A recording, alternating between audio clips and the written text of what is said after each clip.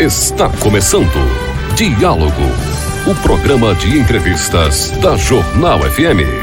Você por dentro de tudo o que foi notícia. Diálogo com Luiz Sucupira.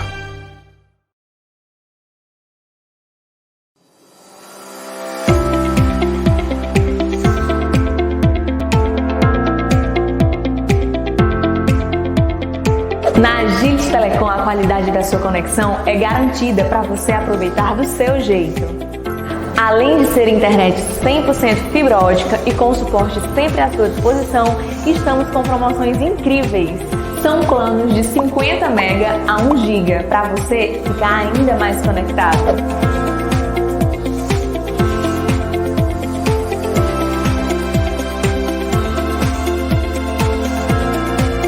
O que você está esperando? Entre em contato através do número 0800 235 0007 e solicite um orçamento. Agility Telecom, um jeito novo de conectar pessoas.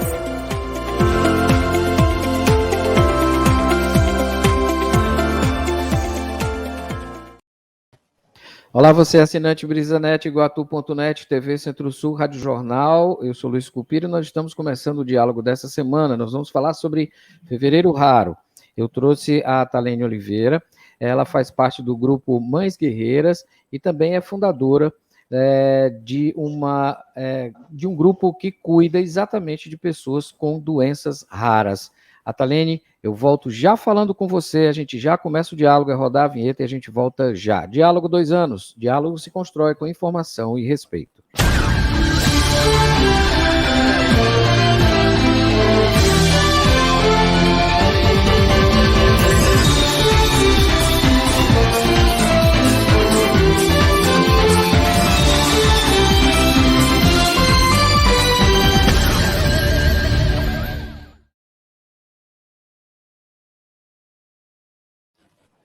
Bom, agora em definitivo, até o fim do programa, sem intervalo comercial, o diálogo começando, e hoje a gente vai falar sobre a questão do Fevereiro Raro. A Talene Oliveira, mãe de 2 crianças também com doenças raras, né? Hoje a gente vai conversar sobre isso. A Talene, seja muito bem-vinda ao diálogo, obrigado por atender nosso convite. Boa tarde a todos. Obrigada, Luiz, pelo convite e pela participação. Esse momento não é importante apenas para mim, enquanto mãe rara, mas para toda a nossa comunidade iguatuense. Além de levar informativos sobre o que é o Fevereiro Raro, divulgar um pouco sobre o que é a picnodisostose, que também é uma doença rara a qual os meus filhos são acometidos, e levantar essa bandeira, falar um pouco sobre conscientização, mostrar um pouco que a gente, apesar de todos os desafios, nós podemos e devemos ser inclusos na sociedade da melhor maneira possível, e não tem oportunidade melhor que essa de conversar com você e com os ouvintes. Eu também sou ouvinte da Diálogo e aprendo bastante todo sábado com vocês. Eu fico muito satisfeito com isso, porque essa é o nosso intuito, que é aproveitar esse tempo importante de sábado, né, para a gente informar você. E lembrando que a gente tem o podcast do Diálogo, que assim que termina o programa, você pode assistir, baixar, caso você tenha pego o programa da metade para frente e quer assistir novamente, vai lá na minha página, luissucupira.com.br, você acessa, baixa no seu celular e ouve quando e onde e como quiser, e fica por dentro das principais informações sobre os assuntos que realmente são importantes para você. Talene, o que é o Fevereiro Raro? Então, Luiz, o Fevereiro Raro é um mês de conscientização. Existe em torno de 6 a 8 mil doenças catalogadas como rara. O que é ser rara? Quando afeta 65 pessoas em um número de mais ou menos 150 mil pessoas. Isso é equivalente a 1,3% da população. Infelizmente, algumas doenças são tão raras que só tem 1 ou 2 casos e aí não existe uns dados assim científicos de tão raro que ela é. E algumas são raras, porém já tiveram mais divulgação, afetam um número maior e chama a atenção da comunidade médica. O Fevereiro Raro, ele não surgiu aqui no Brasil, né? Infelizmente, ele surgiu nos Estados Unidos, um movimento lá, e vem ganhando força, e em 2017 esse movimento veio para o Brasil, só que, infelizmente, as pessoas elas só tratam o dia D, que é o dia 29 de fevereiro, e nós, pais raros, a maioria deles, a gente divulga sobre o que é a doença dos nossos filhos, essa síndrome como se manifesta, tenta apoio, né, das nossas políticas públicas. A gente também busca incentivos médicos e tratamentos médicos e pesquisas, e tudo isso é muito importante para a gente. Falando de um modo geral, as doenças raras, elas são crônicas, então é para a vida toda, elas são cheias de crises.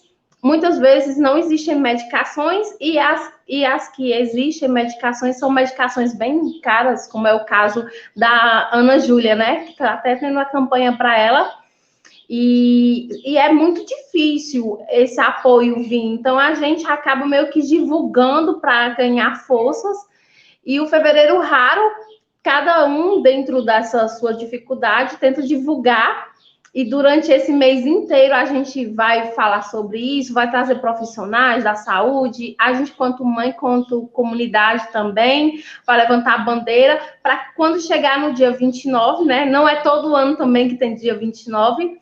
E por que fevereiro? Porque fevereiro é um mês diferente dos outros, é um mêsinho mais curto. Então, foi esse o mês escolhido. A cor para as doenças raras é o roxo, o rosa, azul e verde. Ano passado, o Congresso Nacional acendeu umas luzezinhas lá, e aos pouquinhos a gente está ganhando visibilidade. Além disso, do dia D e das cores, a maioria das doenças raras, por aproveitar que esse mês também é um mês do Alzheimer e a cor é roxa, então a gente tenta usar essa corzinha assim, ó, dessa camiseta que eu pedi para fazer. Nem todas as doenças existem uma logo, alguma coisa. É a primeira vez que a piquenozostose, que é a doença dos meninos que eles são acometidos, ganha uma identidade visual. E eu fico muito feliz em saber que isso está partindo daqui, do Iguatu, e está ganhando o mundo, e confiando em Deus vai chamar a atenção das autoridades. E é muito importante para a gente falar, a gente fala todo santo dia, e a gente tem que aproveitar esse momento, né, que a OMS disponibiliza, que engaja mais para esse assunto, e trabalhar bastante em cima dele. Além do dia D, tem também uma simbologia com a zebra. A zebra é uma mutação genética, e por ela ser uma mutação genética, ela é conhecida como o símbolo, o animal de estimação. Não sei como que a gente pode usar um nome para falar agora. A gente usa ele quando essa doença ela não é catalogada, ou quando não tem uma sigla, ou quando não tem uma cor. No caso, a partir desse ano, é o primeiro ano, a piquenozostose ganha cara, então ela deixa de pertencer ao grupo da zebrinha e ganha agora o símbolo PYCD. É interessante porque a piquenodisostose é um nome bem grande, né? PYCD, né? Isso, PYCD, C de casa, D de dado. Eu queria lembrar aqui, para vocês que estão acompanhando a gente, que é uma doença rara, mas também, digamos assim, que ficou famosa através de um pintor, impressionista francês, e pintor e desenhista também. Ele é impressionista e desenhista, né? A técnica do impressionismo, chamado Toulouse-Lautrec. Toulouse-Lautrec era acometido exatamente desta síndrome, que na realidade ela acomete uma pessoa em 1,7 milhão, ou seja, é um absurdo, né? Ou seja, é muito rara, né? E até então, quando Toulouse-Lautrec passou a ser descobriram que era portador da PYCD, ele tornou-a famosa, né? Claro, porque ainda hoje Toulouse-Lautrec, para quem ama a arte, para quem é um conhecedor das artes, né, sabe quem eu estou falando, né? E ele tem uma série, acabou ficando famoso por isso. Mas quais são as características da PYCD? A gente, inclusive, depois, nós temos uns depoimentos aqui da Valéria e o outro da Andréia, né? Que mandaram, contribuíram com a gente. Hã? Vanessa. Oi? Vanessa. Pronto, da Vanessa e da Andréia, onde elas falam como é conviver com a doença rara, né? No caso, elas também são PYCD, né? Isso.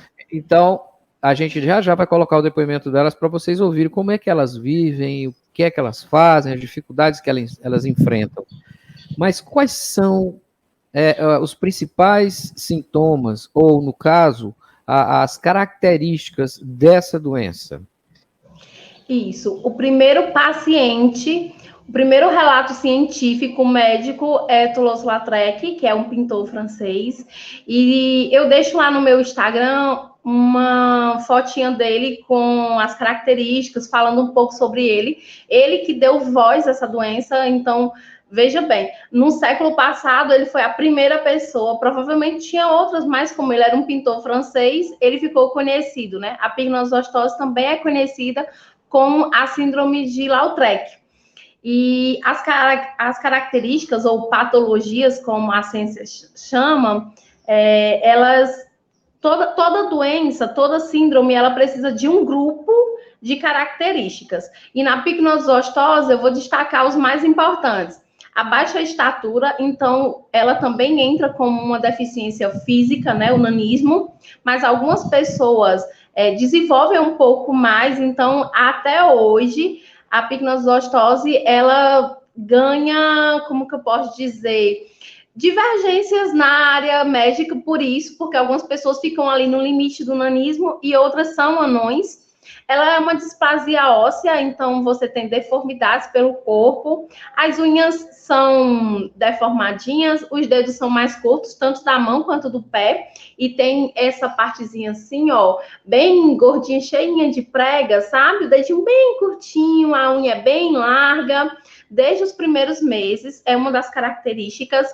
A cabeça, algumas pessoas desenvolvem macrocrania. O que seria macrocrania? Quando o crânio cresce sem ser pelo motivo de água na cabeça, né? Como a gente costuma dizer, hidrocefalia.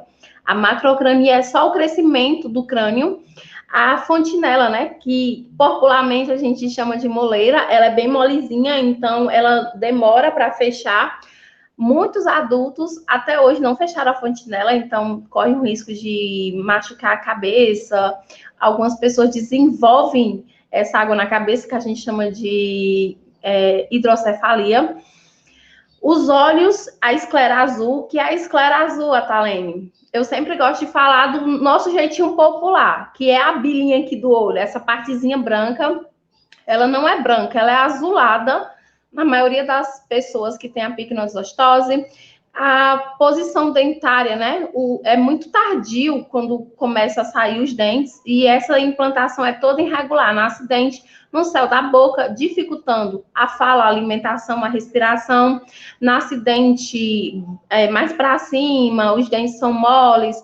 A maioria das pessoas, se não tiver uma boa higiene bucal, vai ter problemas seríssimos, e isso é muito preocupante, porque existem casos de infecções e isso pode sim levar a pessoa a óbito ou se transformar em algo pior e essa infecção descer para os ossos.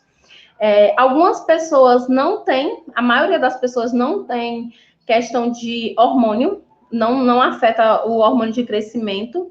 E aí também entra outra coisa, porque existe um estudo experimental que diz que é obrigado a tomar essa medicação em alguns casos, está até em estudo. Algumas pessoas que fizeram o uso estão com câncer, mas eles ainda estão meio que estudando, está tudo muito devagar, e ultimamente está quase devagar parando. Além disso, da baixa estatura, da cabeça grande, dos olhos azulados, da implantação dentária tardia e toda irregular, o tórax é um pouco mais avantajado, como se fosse estufado, porque, veja bem, se aqui embaixo é mais estreito e aqui em cima maior, então vai ter uma entrada de ar bem menor, vai forçar os pulmões e eles vão fazer assim, ó. Como que eu posso explicar para você? Sabe o processo da apneia? É meio que isso, só que o tempo todo, durante o dia todo, eles têm dificuldades para respirar, e isso é muito importante também, eles terem essa atenção médica, a questão da respiração, porque eles podem sufocar durante o sono, tudo entope eles, então eles vivem com pneumonia, com imunidade baixa, com problemas respiratórios, precisam fazer cirurgias, e o que mais que eu posso, assim, falar sobre as principais características da picnodisostose? Ela acomete ambos os sexos, e como é uma doença e todos nós somos indivíduos, e como indivíduos a gente manifesta de forma diferente, existe alguém que vai parecer mais e outro vai demorar um pouco, mas mesmo assim todos vão meio que se parecerem, assim como na síndrome de Down. E a característica mais forte para a picnodisostose é as fraturas. E aí, aonde entra a nossa bandeira, porque os médicos querem tratar como se fosse osteosine imperfeita, né, que é os ossos de vidro, ou como a mucopolissacaridose. E não tem nada a ver, as enzimas dos meninos, eles produzem normaizinhos, não tem nada a ver com a mucopolissacaridose.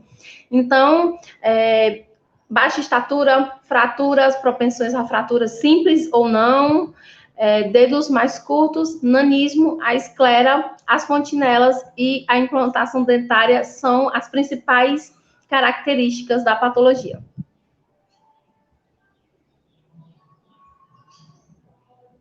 Não te escuto.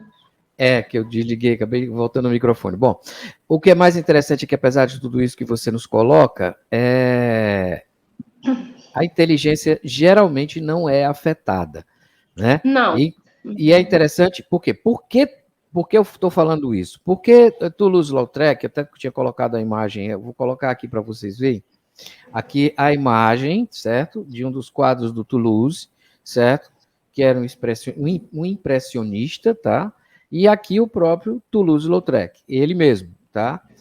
Você vê, né, a testinha, já não é uma testa tão curtinha, e aqui eu acho que, inclusive, na foto, o fotógrafo foi até generoso no ângulo para diminuir essa distância, né? Ou seja, não deixar ela tão, tipo assim, tão aparente, né? Tão perceptível, né?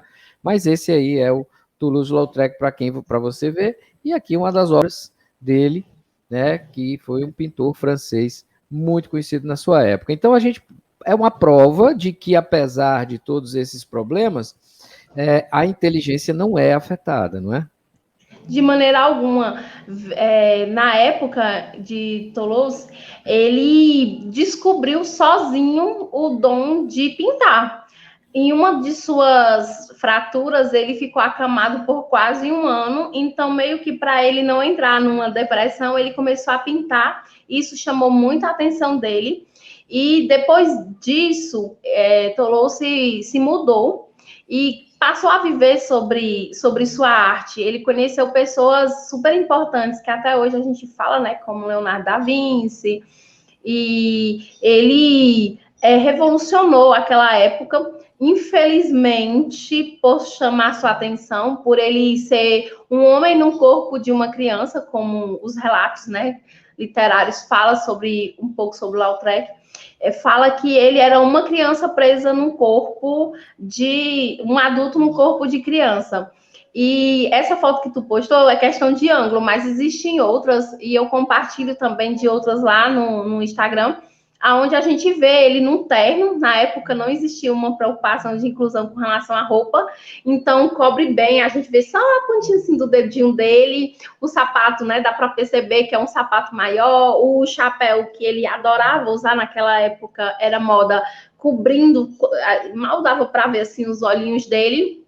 Ele meio que foi abandonado, né? Existe um abandono da família dele, então ele se muda de vez, sai de casa, vai viver, e ele vive uma situação muito difícil. Infelizmente, ele se envolveu com prostitutas na época, que as artes de Toulouse-Lautrec são voltadas a esse ambiente, né? Na época não existe, vamos dizer que ele foi o pai da propaganda e do marketing, porque não existia isso na época, e ele pintava.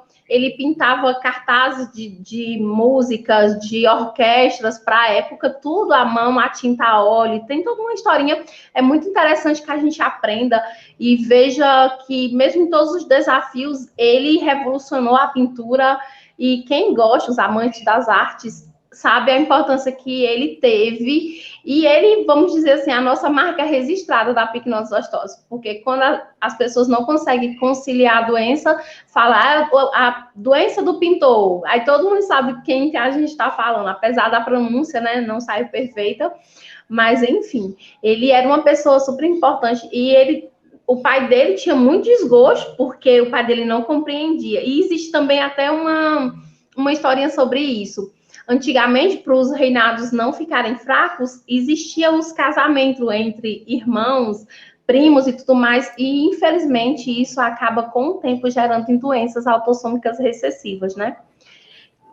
Lembrando que na picnose-lostose apenas 30% são consanguinidades, o restante não é, e a maioria das pessoas que tem a picnose-lostose, a grande maioria é aqui no Ceará.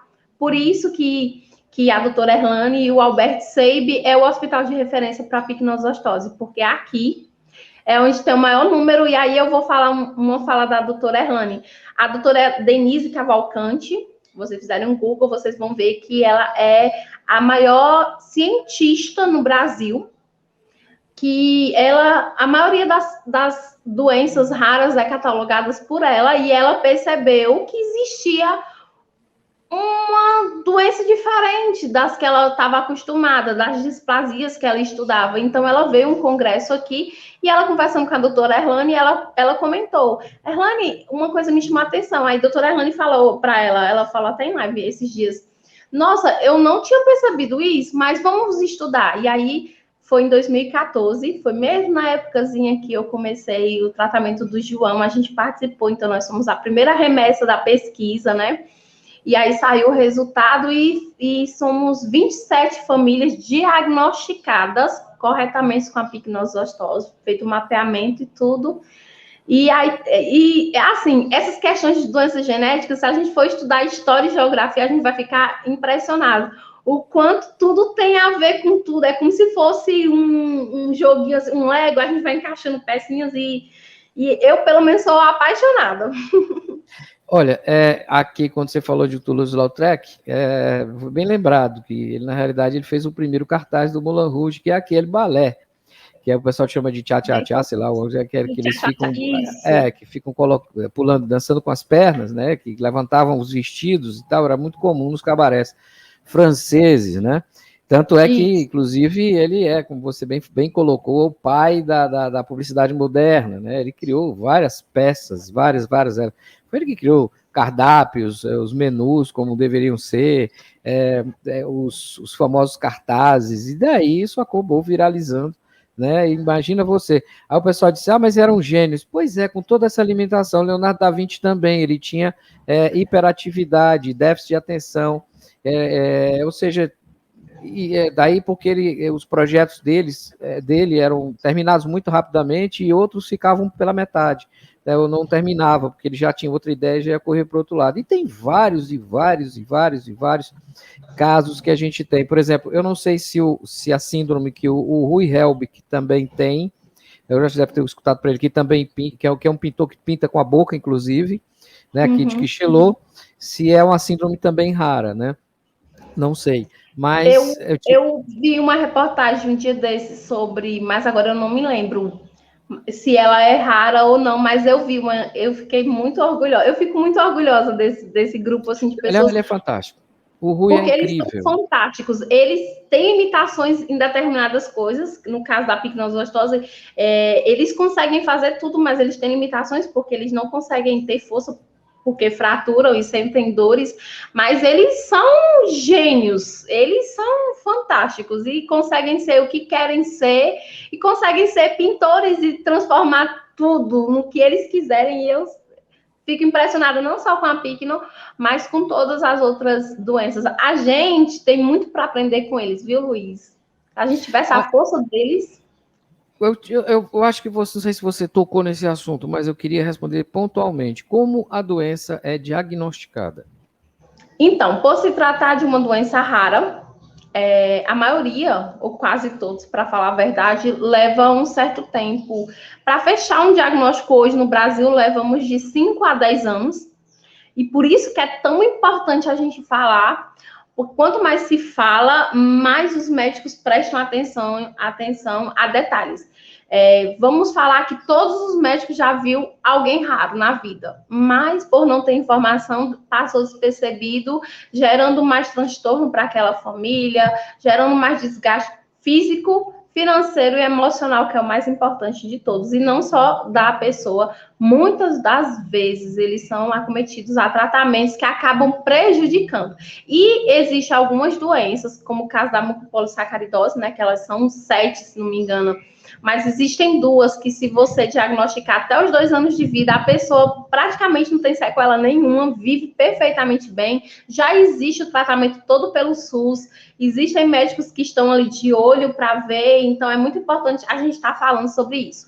No caso da picnosostose, nos meninos aqui de casa, eu percebi, minha gestação foi muito complicada. A primeira, eu achava que era por outros problemas, eu não sei, não foi diagnosticada em exame. Na época, eu fiz o meu pré-natal todinho, fiz SUS e fiz particular, e foram pedidos vários exames. Foi mesmo no auge da 3D, então tenho todas as imagens. Voltei depois do segundo filho lá para o médico olhar, ele reavaliou tudo, a doutora Erlane também reavaliou tudo, e não aparentava, porque dentro de mim eles eram perfeitos e desenvolvia perfeito, e todas as outras pessoas que eu tenho contato também se desenvolveram perfeito. Como eu tenho consanguinidade com meu esposo, e a gente só veio descobrir isso depois da pesquisa, depois do laudo médico, a gente acabou descobrindo que era primos. Eu até brinco e falo assim, a genética foi fofoqueira, né? Descobriu um caso de família do nada. E quem tem consanguinidade, pelos relatos que eu já ouvi, sentia mesmo essa questão do corpo querer expulsar, sangramentos, foi gestação bem complicada, enfim, mas a gente consegue levar até o final, e eles nasceram. E quando nasceram, eu não percebi nada, principalmente no João, pelo fato dele ser um bebê de 8 meses, é normal que ele seja mais enrugadinho, mais magrinho, pequenininho. E depois de 3 meses eu comecei a notar que ele não era chorão, que nem os outros bebês eram chorão. O chorinho dele era mais abafado, que ele sufocava bastante. Na época eu era mãe de primeira viagem e eu achava estranho, levava para o médico e o médico dizia: não, mãezinha, você está com uma depressão pós-parto. E aí a cabeça do menino começou a crescer, os médicos ali em cima verificando e queriam saber, mas não achavam resposta. Então ele foi laudado a primeira vez como hidrocefalia aos 7 meses. A doutora Tereza, né, hoje em memória, eu devo muito isso a ela. Ela me ouviu, ela parou, eu cheguei desesperada, eu disse: doutora, olha como o meu filho fica, ele fica todo roxo. E eu falava: gente, isso não é convulsão? E o pessoal dizia assim: não, ele não é porque ele é uma criança prematura, e crianças prematuras são assim, não sei o quê, todo descartando todas as possibilidades. E eu falava: mas ele come bem, por que é que ele não ganha peso? Por que é que ele não cresce? Por que é que ele está abaixo da média? Não, mas é uma diferença muito pouca, né? E quando a gente foi para Fortaleza, os médicos ficavam admirados, porque o crânio dele crescia, mas o cérebro estava perfeito. E o que chamou a atenção deles foi as convulsões. Todas as pessoas que têm picnosostose vão ter convulsões, Tatá? Não. Infelizmente, a picnosostose não impossibilita de você ter outras síndromes, outras patologias, né? Então, ele desenvolveu essa convulsão que até hoje, 11 anos depois, a gente não sabe por que é. A gente sabe que tem alguma coisa a ver, mas a gente não chegou a um diagnóstico para essas convulsões. Ela está em controle, né? Não precisou a gente fazer, ele é epilético de nascença, não precisou a gente fazer a cirurgia, porém ele está em tratamento até hoje, ele toma medicação. Já o Pedro foi completamente diferente. Eu levei a gestação até os 9 meses. O crânio dele, Luiz, é muito interessante falar sobre isso. Você entra em um trabalho de parto, nem todas conseguem ter o parto normal, o parto natural, porque o crânio deles é mais duro do que de um bebê para nascer. Então, às vezes acontece da mãe passar por um sofrimento desnecessário, né? Como eu passei, eu sofri violência obstétrica. Eu já tinha o João Vitor e eu queria o parto natural, e aí eu não consegui ter e acabei sofrendo essa violência. Depois passei por cesárea. O meu filho depois foi prejudicado quanto a isso, porque o apigar dele foi bem preocupante. Já o Pedro, ele desenvolveu as características da picnosostose com 2 anos. Olha a diferença, né? E o Pedro, ele mamou. Gente, é muito importante essa questão da amamentação. Sei que a gente está falando sobre doença rara e picnosostose em especial, mas se eu tivesse conseguido dar de mamar para o João, eu tenho certeza que muita coisa nele teria sido evitada, questão respiratória. Eu ficava internada direto com o João, e com o Pedro não foi assim. O Pedro, depois de 2 anos, ele começou a aparecer as características no rosto, no corpinho, o peso dele começou a ser diferente, o tamanho dele, a estatura, e só agora, com 5 anos e pouco, foi que ele teve a primeira fratura. Então, ele teve 2, enquanto o João teve 14, né? Tudo isso conta bastante, e eu levanto as bandeiras quase todas, mas a da amamentação eu sempre falo. Independente de você saber ou não se seu filho tem uma deficiência, uma doença rara, que amamente, porque o leite materno é algo divino. É o maná que Deus nos permite ter. E eu fico até um pouco emocionada, desculpa. Mas a gente sofre bastante em relação à questão de diagnóstico. E quando a gente ficava, eu lembro como fosse hoje, era horrível para ele e para mim. A gente foi submetido depois à suspeita da mucopolissacaridose, né? Como a gente estava no Albert Seib, os médicos lá falaram, pode ser isso. O pessoal da neurologia de lá ficava impressionado porque ele tinha 37 convulsões, tomando 3 tipos de medicação, e mesmo assim não conseguia acalmar, ter uma diminuição. A gente levou bastante tempo até descobrir a medicação. Isso lá em Fortaleza, imaginem aqui. E quando eu vinha para cá, para casa, que ele tinha alguma crise, por várias e várias vezes, chamavam assistência social, porque ele fraturou, e eu fui falar como foi, não acreditaram. Então, meio que a gente sofre tudo isso. Além de sofrer vendo o filho doente, a gente sofre porque acham que é irresponsabilidade, porque acham que aconteceu alguma coisa que a gente não sabe cuidar. Tanta coisa, Luiz. Então, assim, essa questão do laudo foi bem complicada. A nossa sorte é que a gente estava no setor de neurologia, e o doutor Firmo Holanda e a doutora Gilma Holanda, que eram os médicos de plantão, falaram assim, olha, mãezinha, eu preciso que você fique aqui em Fortaleza, que a gente vai tentar reunir um número, e aí depois eu consegui, bem rapidinho eu consegui a transferência do município para Fortaleza, para o setor de genética. Ele falou, isso aqui deve ser alguma doença rara.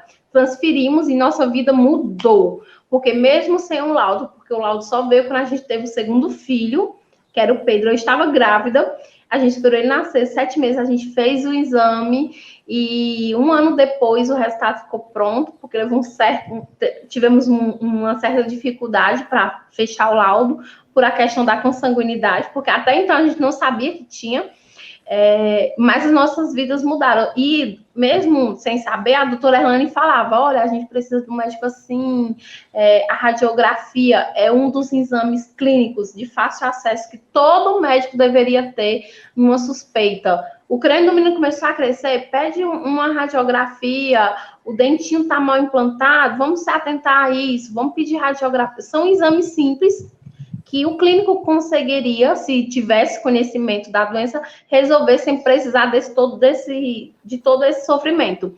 E sim, a genética é uma das clínicas que o paciente raro necessita, porque o geneticista, ele está ali o tempo inteiro com você em cima das pesquisas, cobrando por esse direito, ela lhe indica outros profissionais, ela tem esse contato direto de profissional para profissional. Eu lembro que ela fez escrito para mim o que era a picnosostose, e ela falava que em caso do menino ter uma fratura, que eu ligasse para ela, muitas vezes eu chegava no regional, e os médicos queriam fazer um procedimento, e quando eu falava, o médico botava o braço e dizia assim, você só é mãe, você não sabe o que você está falando, sabe? E eu dizia, mas doutor, liga aqui para minha médica. Eu ligava, falava com ele, doutor, pois tá bom. Quer dizer, eles não acreditavam quando a gente falava. Hoje, graças a Deus, E o que você está falando é interessante, porque, por exemplo, a gente que tem menino danado, eu, por exemplo, a Luísa, é terrível a Luísa impressionantemente. Não, a Luísa é terrível. Ela é tudo que é perigoso, ela quer fazer. Então a gente tem uma pessoa para andar atrás dela o tempo inteiro. Porque é impressionante. Vem quando tá ralada, machucada, com a perna roxa, num roxo na perna. E eu disse uma vez conversando com o Jamil, pelo amor de Deus, tem que botar uma pessoa do lado da Luísa o tempo inteiro, porque senão vão pensar que a gente está judiando da menina. Porque é impressionante como ela às vezes parou mais, porque agora a gente colocou uma pessoa o tempo todo atrás dela. Ela é muito ativa, muito elétrica. É impressionante. Se tem uma escada, ela quer subir. Se tem uma parede, ela quer subir. Se tem um sofá, quer subir. Nada, absolutamente nada. É um garrafão d'água, ela quer virar para saber o que é que tem dentro. Sei lá, vassoura, ela levanta, a vassoura taca na cabeça dela e aí lá vai. É impressionante. Então, quer dizer, por conta disso, a gente até passou a ter um cuidado mais forte com relação a isso, porque eu sempre digo, se tem perigo, a Luísa está no meio. Pode ir atrás, que tem que ficar outra coisa que tu falou, que é bastante interessante, e infelizmente eu conversei ontem no meu PSF sobre isso. São tantas informações e às vezes, por questão de não conhecer, às vezes a gente tem preguiça também de conhecer.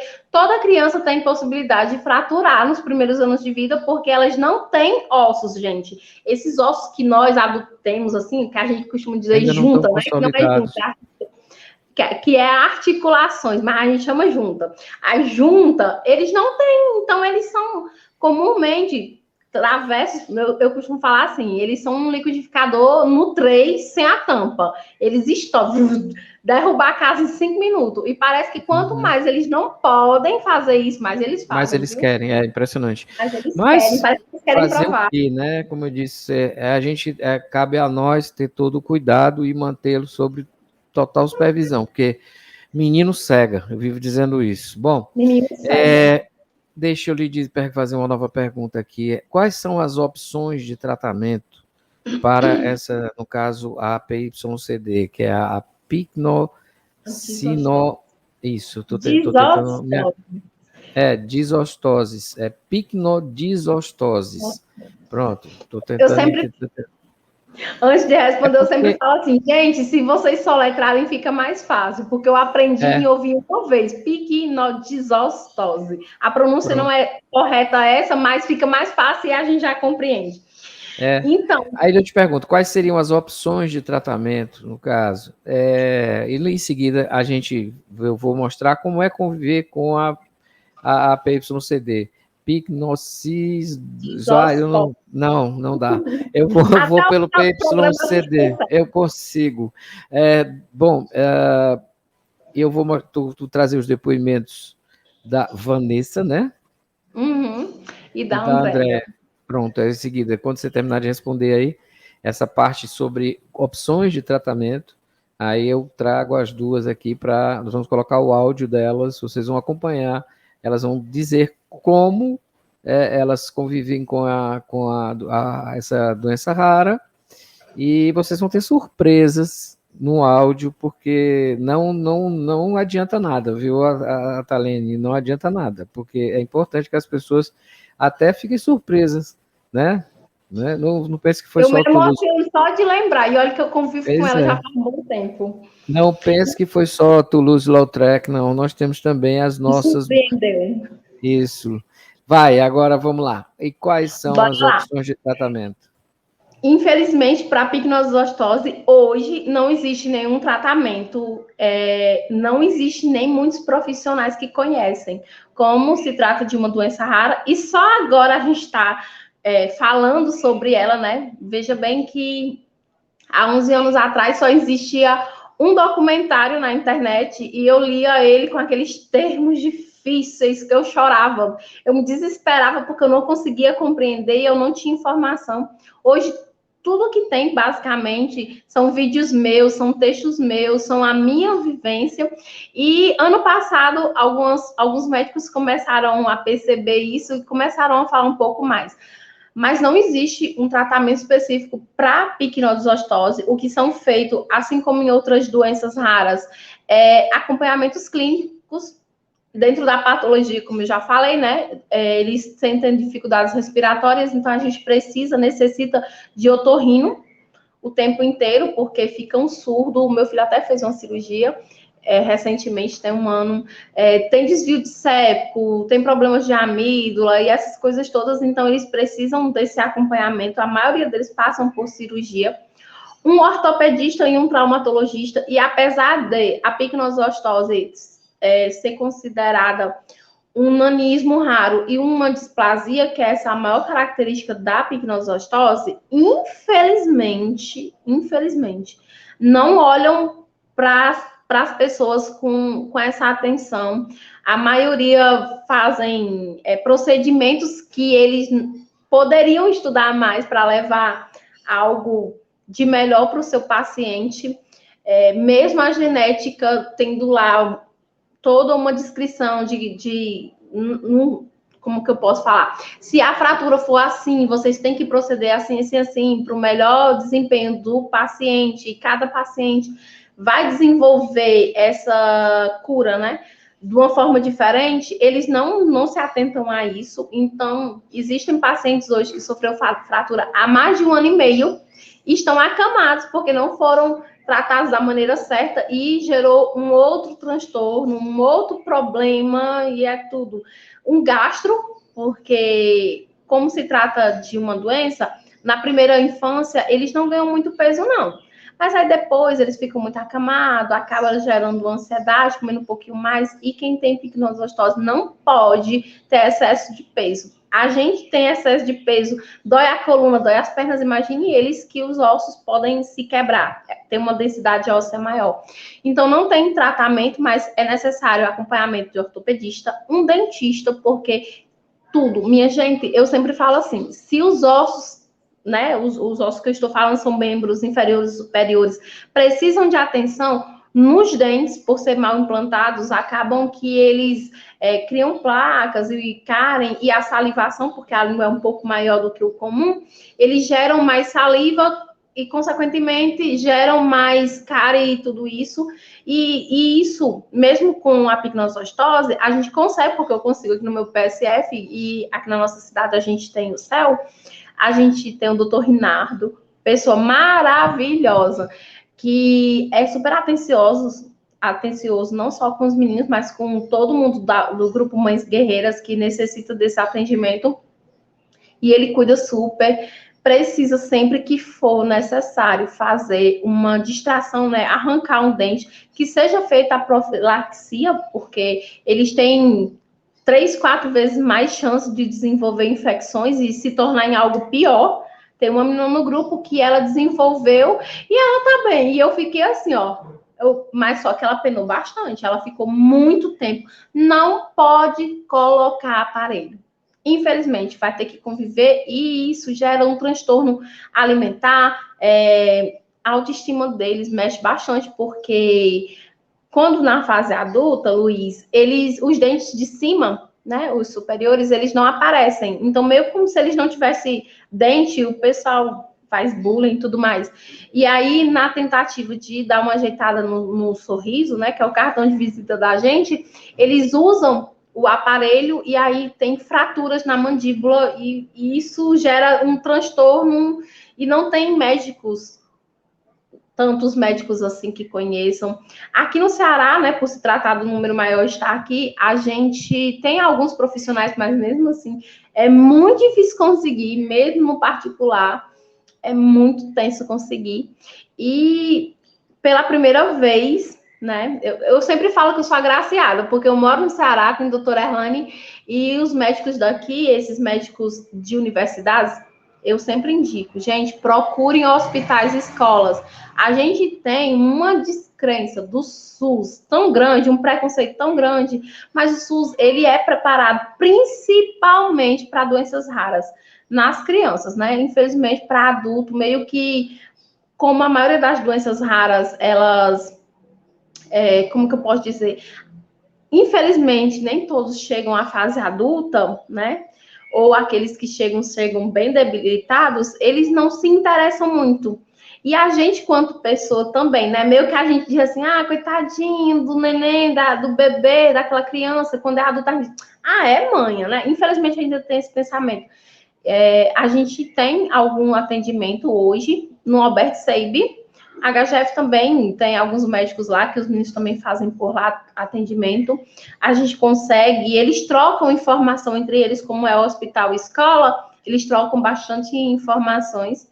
São Paulo também é um lugar muito bom, onde tem tratamento clínico, né? Eles tratam o que vai aparecendo. Apareceu um problema tal, vamos tratar. E aí, infelizmente, quando é em casos cirúrgicos, os médicos que se espantam.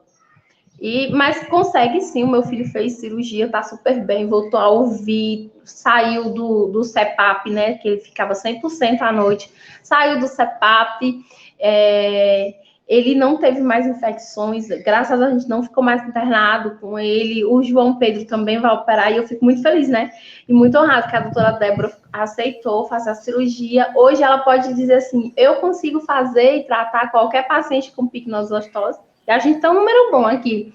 E ela também consegue levar essas informações para os médicos, é muito importante esse feedback. Mas não existe um tratamento com medicação, não existe muita coisa, não. É mais informação da genética, falando, olha, você pode sim fazer o procedimento, e aí vai depender de cada paciente, né? Cada pessoa tem sua forma de reagir aos tratamentos. E antes de tudo, porque alguns médicos geneticistas são a favor, e eu nem vou dar minha opinião, porque eu não quero influenciar, sobre a questão do hormônio de crescimento, que vocês pesquisem muito sobre isso, porque às vezes não vale crescer, porque a estatura média da picnosostose é ficar ali entre os 35 e 45, no máximo, se alimentar direitinho, se não sofrer tantas fraturas. A média máxima é os 1,45. E às vezes não vale a pena chegar a 1,48 e no futuro ter problemas maiores, né, Luiz? E com certeza. Bom, agora vamos ouvir os depoimentos, tá? Escutem. Primeiro a Vanessa e depois a Andréia. Agradeço o espaço. Damos início ao mês de fevereiro, mês da conscientização das doenças raras, e eu, como portadora da síndrome picnosostose, levanto a bandeira por direitos e espaço na sociedade como um todo. Espero que um dia nós, raros, ganhamos cada vez mais voz nesse país. Se hoje eu sou esposa, mãe, é porque eu não aceitei os não que a vida me deu, e não foram poucos. O fato de ter 1,35 m de altura, mais de 20 fraturas pelo corpo, não me impedem de lutar pelos meus sonhos e ideais. Não estou dizendo aqui que eu sou uma coitadinha, não é isso. Estou bem longe disso, porque eu sou mais forte do que imagino. Espero e luto para que um dia os raros tenham voz nesse país. Eu sou casada e sou mãe, tenho um filho de 1 ano e 6 meses e confesso que a maternidade foi um dos maiores desafios que eu encontrei para exercer, porém nada é impossível, não é verdade, quando se realmente quer algo. Eu fui convidada aqui a estar falando sobre minhas dificuldades como mulher e sendo portadora da síndrome. Se eu chegar aqui para você e dizer que foi ou que é fácil, eu estaria mentindo. Não é fácil ter uma doença rara em um país preconceituoso, mal informado e mal preparado para os raros, porque até médico mesmo para doenças raras o país é escasso. Essa é uma das maiores dificuldades como adulta que eu encontrei nos dias atuais. Olá, eu sou a Andréia, tenho 36 anos, eu sou de São José do Rio Preto, interior de São Paulo. Aos 7 anos eu fui diagnosticada com a síndrome, a portadora da síndrome. Eu tive uma infância comum, como uma criança comum, e tive minha primeira fratura ainda na infância. Depois, somente na fase adulta, que eu acabei sofrendo algumas outras fraturas. Eu nunca tive um respaldo assim do governo e nunca tive um acompanhamento específico. Somente ortopedia, quando aparece, surge alguma fratura, tem que ir no ortopedista mesmo. Do contrário, não. Hoje eu sou operadora de caixa, trabalho numa rede de supermercados aqui da minha cidade. Tenho algumas dificuldades sim no trabalho, não é fácil mesmo. Por causa da síndrome, alguns movimentos no trabalho, algum peso que eu pego, sempre tenho uma dificuldade. Mas preciso trabalhar, né? Tem que levar o sustento para casa. Já sofri muito preconceito, ainda sofro agora na fase adulta. Quando criança, eu fazia como criança, né? Agia daquela maneira que a criança age. Ou ela chora, ou ela bate em todo mundo. E eu bati em todo mundo. Era o meu jeito de me defender. Hoje não, como adulta já, eu tento assim, se a pessoa é próxima de mim, eu consigo falar agora da síndrome já. Mas se é uma pessoa que só vai passar pela minha vida, não me faz diferença, né? É, a gente vê que a pessoa olha meio estranho e tal, mas eu já me acostumei. Deus tem me fortalecido nisso. É Ele que tem me dado força para vencer todos os dias e para seguir em frente. É Deus que tem me ajudado bastante a superar essa pequena dificuldade que é ter a síndrome e não ter assim um respaldo das pessoas conhecerem, né? Ninguém conhece. Muitas pessoas não conhecem o que é essa síndrome, né, que nós temos vivido. É só quem passa por isso mesmo é a família. E é isso aí, gente. Eu não tive filhos, não casei, não tive filhos, mas foi uma opção minha mesmo. Mas tô aí, tô feliz e vivendo a cada dia. Deus tem sido muito bom na minha vida. É Ele que tem me ajudado bastante mesmo. Espero ter falado um pouquinho aí sobre mim e que a gente vá nessa luta todos juntos, né, por uma mesma causa, que é fazer com que as pessoas conheçam o que é a síndrome que a gente tem vivido, né? Porque com o conhecimento vai ser mais fácil de ajudar um outro, né? De dar um respaldo. Igual na minha cidade só conheço eu. Não sei se tem mais casos, porque não é divulgado. A gente não se conhece direito. Não tem um lugar que a pessoa coloca lá que é portador. Não tem isso daí. Então fica mais difícil de ter um respaldo médico, um estudo para nos ajudar. E é isso aí. Um abraço a todos e que a nossa luta não pare, que a gente vai chegar na vitória ainda. Na Jornal FM, você ouve Diálogo.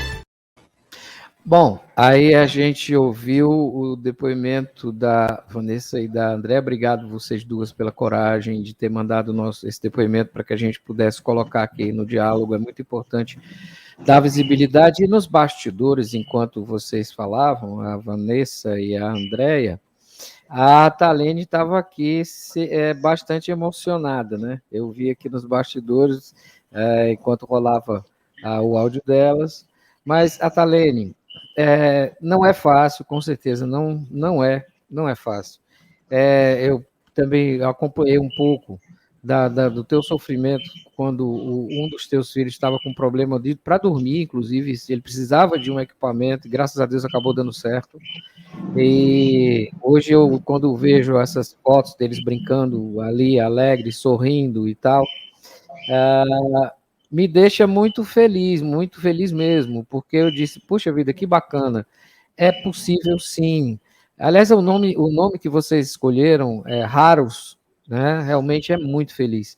É um nome que transforma-os em algo grandioso, né, e não limitado.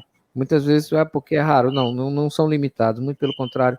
Você vê a forma como tanto a Vanessa como a André, elas falam, tem uma articulação vocal perfeita, uma conclusão de raciocínio muito boa, a inteligência maravilhosa.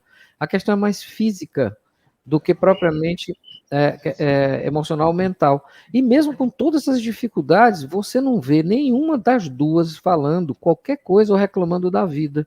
Pelo contrário, essa dificuldade, o fato de serem raras, é que faz com que elas sejam ainda mais raras, porque a gente reclama de tanta coisa na vida da gente, quando a gente tem todas as condições de poder mudar, e quando a gente vê pessoas com essas dificuldades todas, levando a vida muito mais normal do que até nós mesmos, a gente começa a perceber, gente, como nós somos pequenos e como eles são raros. É exatamente isso, né? Bom, Atalene, muito obrigado pela tua participação. Eu vou deixar as considerações finais, você como mãe guerreira, para a gente poder fechar esse diálogo, lembrando a vocês que esse diálogo vai estar disponível, acredito eu, logo na segunda-feira, ou mais tardar também, talvez até logo domingo, em podcast no meu site, luissucupira.com.br, ou eu vou disponibilizar no meu Facebook o link para que vocês possam acessar e baixar. Talene, é contigo para a gente fechar. A Vanessa não finalizou a frase dela quando ela falou sobre ela. A Vanessa, assim como os meus filhos, também tem um irmão com a picnozostose. E diferente de Vanessa, que nunca se aceitou, entre aspas, ela aceita que ela é rara, mas ela aceita que ela é maior que isso. Ele já vê de uma outra forma e a gente respeita. E, Luiz, a gente tem no grupo, eu tenho um grupo de apoio, né? E eu tenho a sorte de tê-las comigo.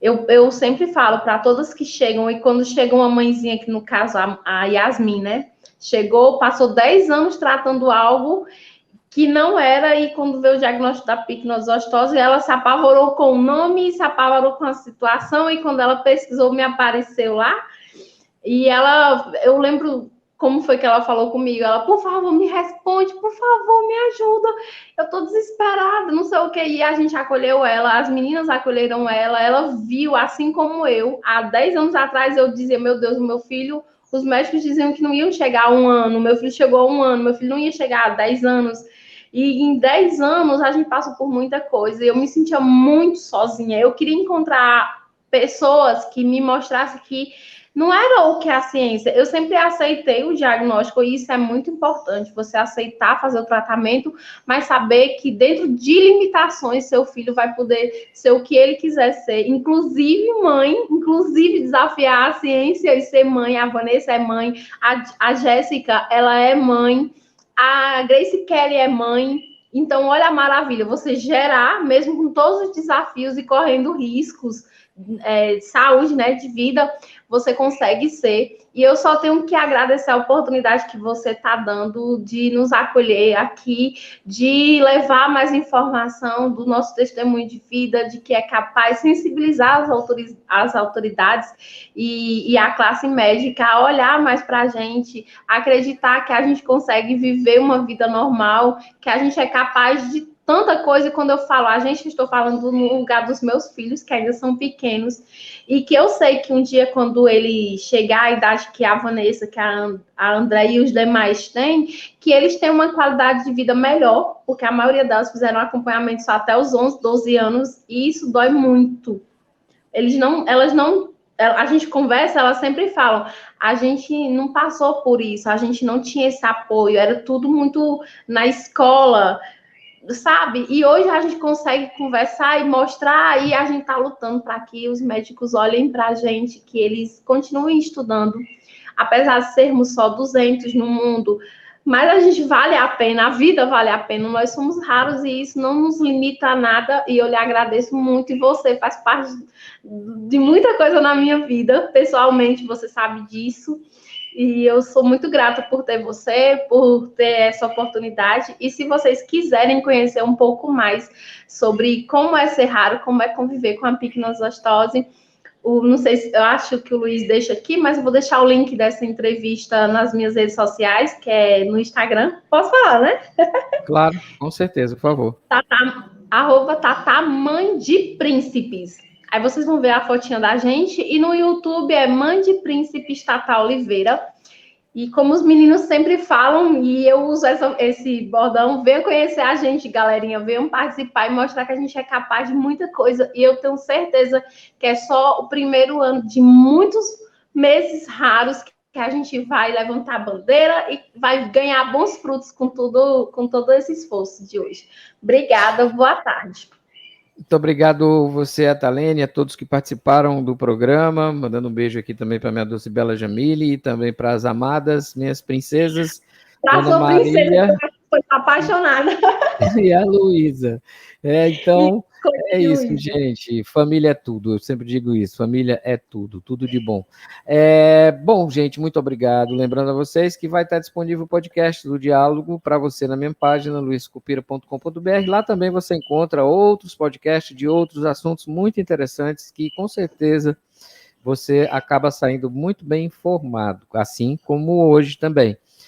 Eu sou Luiz Sucupira e esse foi o Diálogo dessa semana. Diálogo se constrói com informação e respeito. Tchau. Você ouviu Diálogo com Luiz Sucupira.